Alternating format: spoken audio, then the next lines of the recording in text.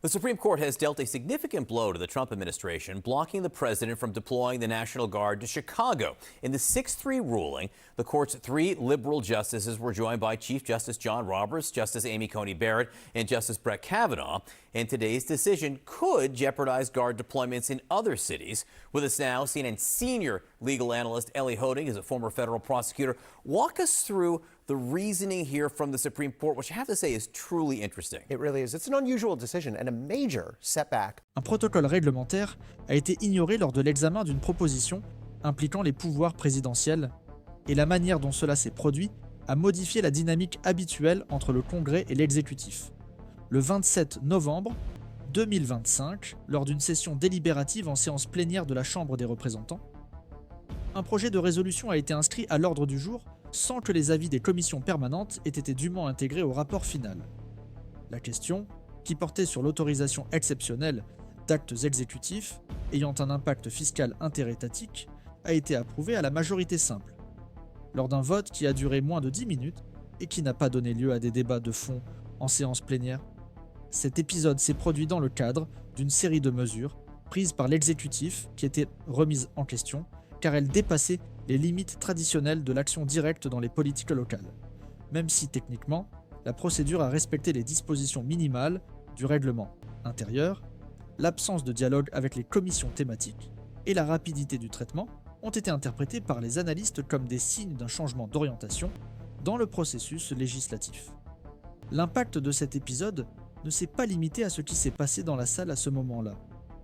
Quelques heures après l'adoption, la direction du Sénat s'est exprimée de manière inhabituelle, publiant une note suggérant de réévaluer le contenu de la résolution en raison de ce qu'elle a qualifié de fragilité délibérative du processus à l'origine.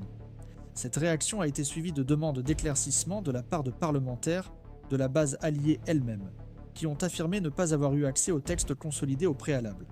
Parallèlement, les conseillers du Bureau du budget du Congrès ont émis un avis technique préliminaire soulignant les incohérences entre les dispositions de la résolution et les paramètres constitutionnels qui régissent le transfert des compétences fédérales. Le document a commencé à circuler entre les cabinets législatifs et a été cité dans des interviews par des juristes invités à commenter l'affaire, soulevant des doutes sur la viabilité juridique de la mesure approuvée. En coulisses, cet épisode a été considéré comme une expérience institutionnelle visant à élargir tactiquement les attributions présidentielles par le biais d'une omission partielle des étapes législatives. Cette hypothèse n'a été formalisée dans aucun rapport officiel, mais elle est apparue dans des notes techniques internes et des analyses académiques au cours des semaines suivantes. La rapidité du processus, associée au faible niveau de débat public avant le vote, a alimenté les spéculations sur l'existence d'une articulation directe entre le cabinet présidentiel et la direction de la Chambre, dans le but de rendre viable un programme de reconfiguration des canaux traditionnels de contrôle. Bien qu'aucun acteur institutionnel ne l'ait affirmé explicitement, la succession de déclarations prudentes de la part des autorités judiciaires et d'anciens membres du ministère de la Justice a indiqué que l'affaire dépassait les limites d'un simple désaccord réglementaire ponctuel. La conduite du vote et la nature du contenu approuvé ont été considérées comme révélatrices d'une tentative plus large de subvertir la prévisibilité du flux législatif dans des situations sensibles. Le point de basculement s'est confirmé lorsque, quelques jours plus tard, la commission de la justice de la Chambre a annoncé qu'elle ne reconnaîtrait pas rétroactivement le projet comme relevant de sa compétence, contrairement aux interprétations réglementaires précédentes. Cette décision a marqué une fracture dans le consensus interne sur les mécanismes de médiation entre le pouvoir législatif et le pouvoir exécutif. L'absence de réponse unifiée de la part des autres commissions a renforcé le sentiment que le système de frein et contrepoids était soumis à des tensions internes, sans rupture formelle, mais avec des effets cumulatifs.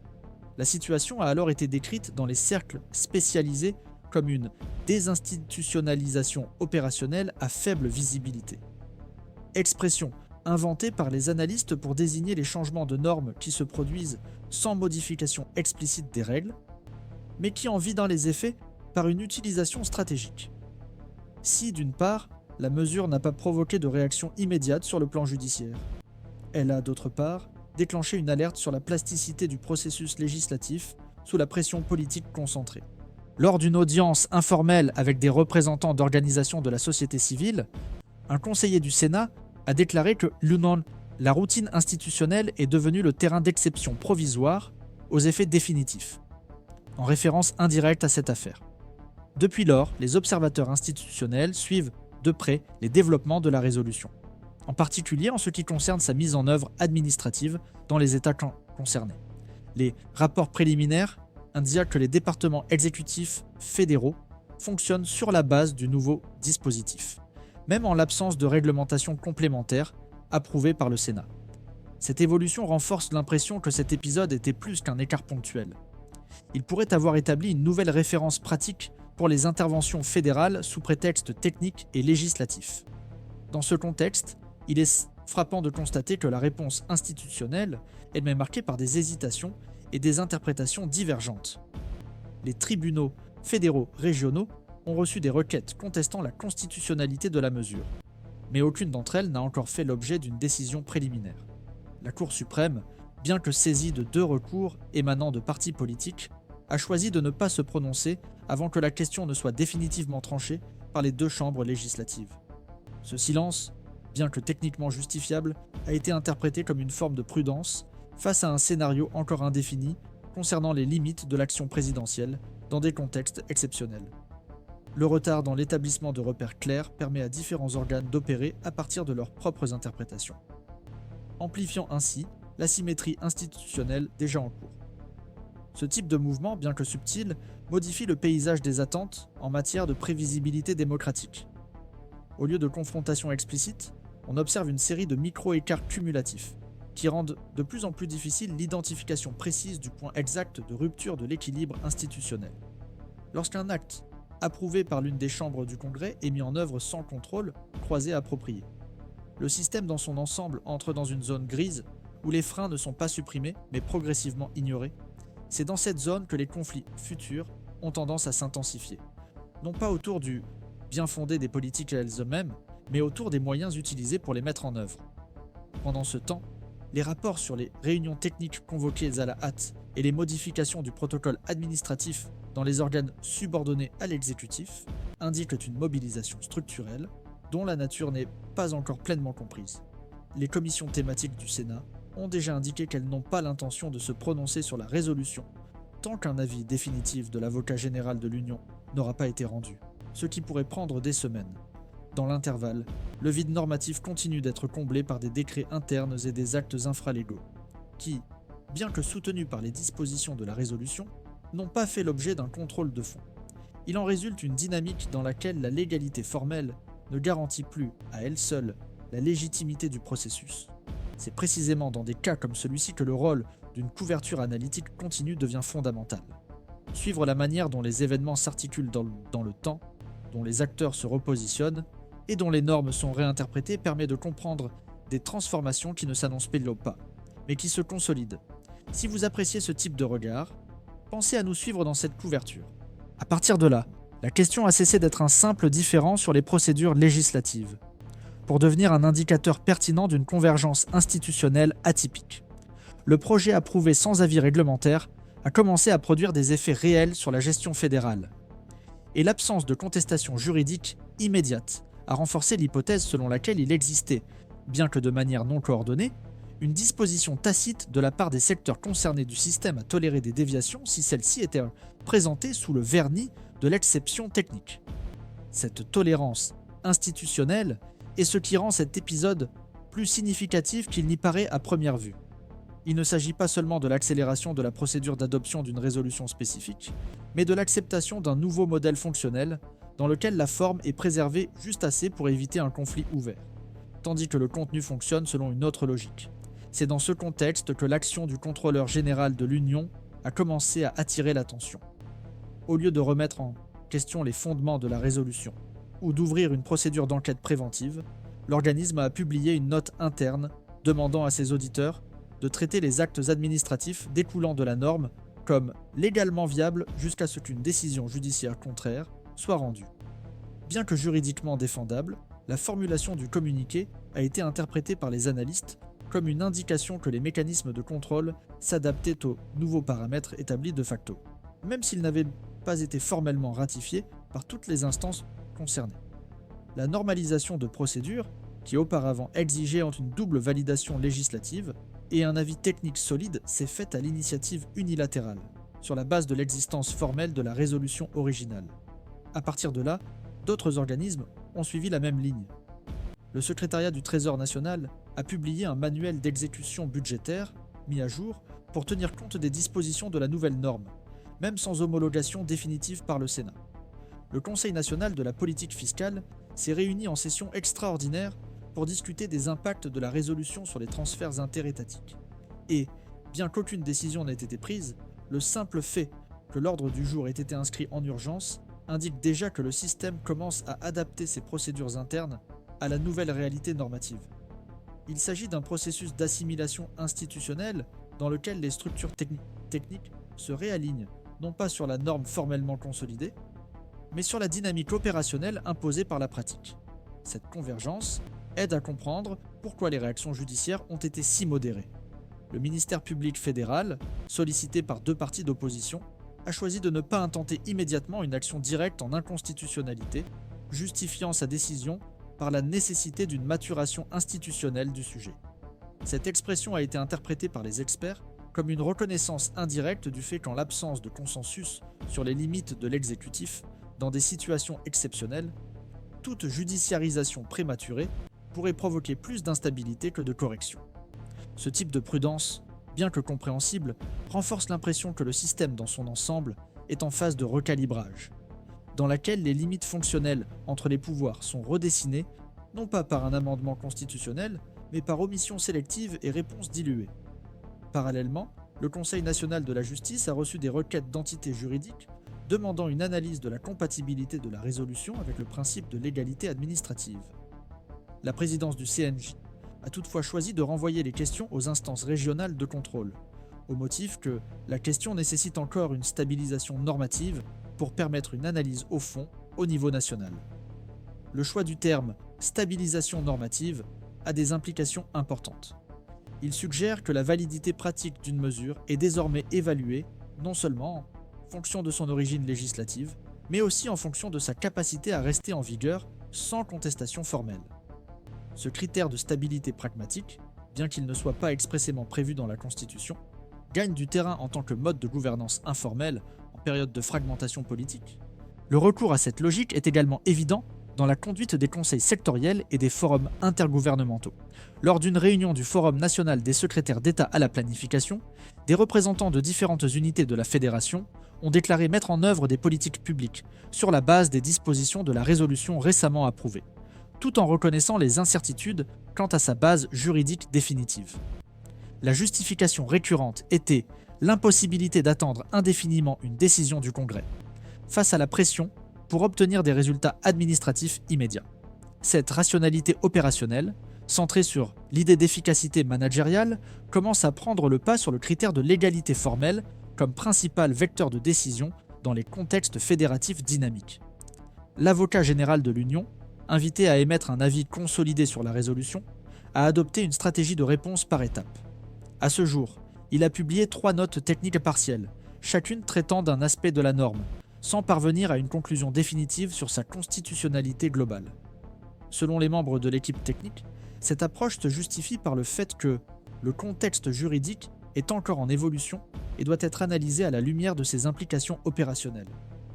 Cette approche gradualiste, bien que techniquement justifiable, contribue à consolider la validité de facto de la norme, avant même que sa légitimité ne soit pleinement reconnue par les instances traditionnelles de validation institutionnelle.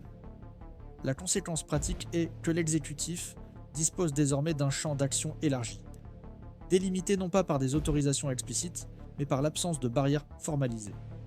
Dans ce contexte, la Cour suprême fédérale semble également agir avec une prudence stratégique. En réponse à une requête déposée par une association de magistrats fédéraux, la présidence de la Cour a déclaré que la question serait inscrite à l'ordre du jour lorsqu'il y aura une maturité institutionnelle suffisante pour permettre une délibération ayant des effets systémiques. La décision de ne pas anticiper le jugement reflète un calcul visant à préserver l'équilibre entre les pouvoirs, face à la possibilité qu'une manifestation prématurée puisse générer des effets secondaires plus graves que l'inertie elle-même. La logique de la prudence remplace dans ce cas la logique du contrôle immédiat, ce qui met en évidence la tension entre la fonction normative et la fonction modératrice du pouvoir judiciaire en période de transition fonctionnelle. Ainsi, l'épisode initialement limité à un vote rapide à la Chambre devient le catalyseur d'un remaniement, dans lequel les critères mêmes de l'institutionnalité sont redéfinis. La question n'est plus seulement de savoir si la résolution est valide au regard du règlement, mais si elle représente la naissance d'un nouveau paradigme d'articulation entre l'exécutif et le législatif, dans lequel la centralité de la médiation procédurale est remplacée par la prévalence de l'exécution directe. Ce type de changement d'axe est rarement annoncé clairement, mais ses effets sont cumulatifs et généralement irréversibles, surtout lorsque les structures institutionnelles choisissent de réagir par l'adaptation plutôt que par la contention. Dans ce type de contexte, suivre les développements exige plus que d'observer les décisions formelles. Il est nécessaire d'interpréter les signaux interinstitutionnels, de suivre les modèles d'adaptation normative et de comprendre comment la légalité cesse d'être un point de départ pour devenir un point d'arrivée. Il est donc essentiel de rester attentif à ces dynamiques pour comprendre non seulement ce qui a changé, mais aussi comment le changement s'impose même sans proclamation. Si ce type d'analyse vous est utile, pensez à suivre nos prochaines publications. C'est ainsi que nous continuons à relier les signaux les plus subtils aux mouvements les plus larges. Selon les documents analysés, le principal point de désaccord entre les juristes concernant la résolution approuvée sans respect intégral de la procédure est lié à l'interprétation fonctionnelle des actes administratifs qui en découlent. Une partie de la doctrine juridique soutient que, une fois officiellement publiée et dûment signée par l'autorité compétente, la résolution bénéficie d'une présomption de validité et reste en vigueur jusqu'à sa suspension éventuelle par une instance hiérarchiquement supérieure. Selon cette interprétation, l'acte normatif acquiert une force opérationnelle suffisante pour légitimer son application, même en cas de contestation réglementaire en suspens. À l'opposé, un autre courant soutient que l'absence de procédure complète et d'avis techniques obligatoires compromet l'efficacité juridique de la norme, rendant possible son invalidation rétroactive si elle fait l'objet d'une contestation judiciaire réussie. Ainsi, le cœur du débat ne porte pas sur le contenu matériel de la résolution, mais sur les conditions dans lesquelles elle a été produite et sur le degré d'élasticité interprétative toléré par l'environnement institutionnel actuel. Les divergences s'étendent également au rôle joué par le Sénat dans ce processus. Une partie de la doctrine estime que l'absence de réaction de la Chambre de révision face à une résolution ayant des effets concrets constitue une omission importante, susceptible d'être interprétée comme une connivence implicite. Dans cette optique, en n'exerçant pas pleinement sa fonction de révision ou en ne présentant pas de contestation formelle, le Sénat contribuerait à la consolidation de pratiques qui relativisent les limites réglementaires. En revanche, une autre interprétation soutient que la Chambre dispose de compétences propres dans certains domaines, en particulier ceux classés comme urgents ou liés à l'exécution fiscale, à condition qu'il n'y ait pas d'atteinte directe aux dispositions constitutionnelles expresses. Cette zone d'incertitude entre ce qui est formellement régulier et ce qui est politiquement acceptable est désormais au cœur des débats interprétatifs en cours. Les analystes observent que la tension entre la légalité stricte et l'opérabilité institutionnelle reflète un mouvement plus large de réaménagement du système de freins et contrepoids. Le pouvoir décisionnel s'est progressivement déplacé vers l'exécutif, bien que de manière non déclarée, par le biais de pratiques administratives qui exploitent les ambiguïtés normatives et dépendent de la réaction limitée des autres pouvoirs.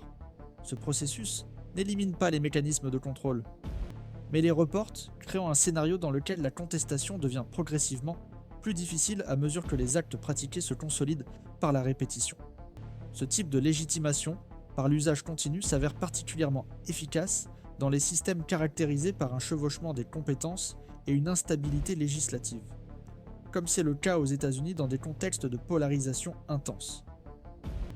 Le débat se concentre alors sur les effets systémiques du maintien de ce modèle. Des juristes associés à l'université de Georgetown ont publié une prise de position collective alertant sur le risque d'affaiblissement de l'autorité délibérative du Congrès si des initiatives similaires étaient à nouveau adoptées sans résistance formelle. Selon le document, le précédent établi par la résolution pourrait servir de base à de nouvelles mesures contournant le processus législatif traditionnel sous des prétextes techniques ou opérationnels. D'autre part, des chercheurs liés à des centres d'études en administration publique soutiennent qu'une plus grande flexibilité procédurale peut constituer une réponse pragmatique à un contexte de paralysie institutionnelle récurrente. dans lequel l'accumulation d'étapes bureaucratiques empêche d'apporter des réponses rapides à des demandes urgentes. Cette divergence met en évidence la complexité du scénario actuel, dans lequel la légalité, l'efficacité administrative et la gouvernabilité ne convergent pas toujours. À ce jour, il n'y a pas de consensus sur l'orientation à privilégier. La restauration intégrale des rites formels, même sous une forte pression pratique, ou la consolidation d'un nouveau modèle décisionnel axé sur la rapidité administrative. La Cour suprême fédérale, saisie de recours formels, pourrait établir cette ligne directrice dans les prochains mois. Mais l'incertitude persiste quant à sa capacité d'intervenir, en temps opportun, pour influencer la mise en œuvre déjà en cours. L'absence de décision préliminaire, ou de mesures conservatoires jusqu'à présent, renforce l'impression que, sans contestation vigoureuse, le système tend à continuer de fonctionner sur la base de l'accumulation de précédentes pratiques et de l'adaptation progressive des organes exécutifs. Dans l'intervalle, l'exécutif élargit son champ d'action en s'appuyant sur la résolution. Dans les États concernés par ces dispositions, les gouverneurs font état de difficultés à définir des limites opérationnelles claires pour l'action des représentants fédéraux, dont la présence s'est intensifiée après l'adoption de la mesure. Certains secrétaires d'État ont déclaré, lors de réunions privées, que la coordination entre les niveaux de gouvernement était devenue moins transparente, les décisions étant prises au niveau fédéral et communiquées aux entités infranationales seulement après leur exécution. Cette dynamique met à rude épreuve la logique coopérative du fédéralisme américain et ravive les débats sur la centralisation des compétences dans des contextes institutionnels fragilisés. La couverture médiatique spécialisée s'est intensifiée, mais sans uniformité d'interprétation. Alors que certains médias suggèrent une tentative délibérée de redéfinir les termes de l'interaction entre les pouvoirs, d'autres adoptent une position plus prudente, décrivant l'épisode comme une exception procédurale de portée limitée. Cette pluralité de récits reflète la controverse interprétative dans le domaine politique, les dirigeants des partis évitant les confrontations directes et préférant attendre la consolidation des effets avant de prendre position. L'absence de déclaration publique plus ferme de la part des dirigeants du Sénat témoigne de cette hésitation généralisée, qui contribue à son tour à la persistance de l'incertitude. La persistance de cette ambiguïté normative produit des effets cumulatifs. Les organes techniques, qui devraient agir sur la base de directives claires, adoptent désormais leurs propres critères d'interprétation, ce qui augmente le risque de décisions contradictoires ou de recours judiciaires tardifs avec effet rétroactif.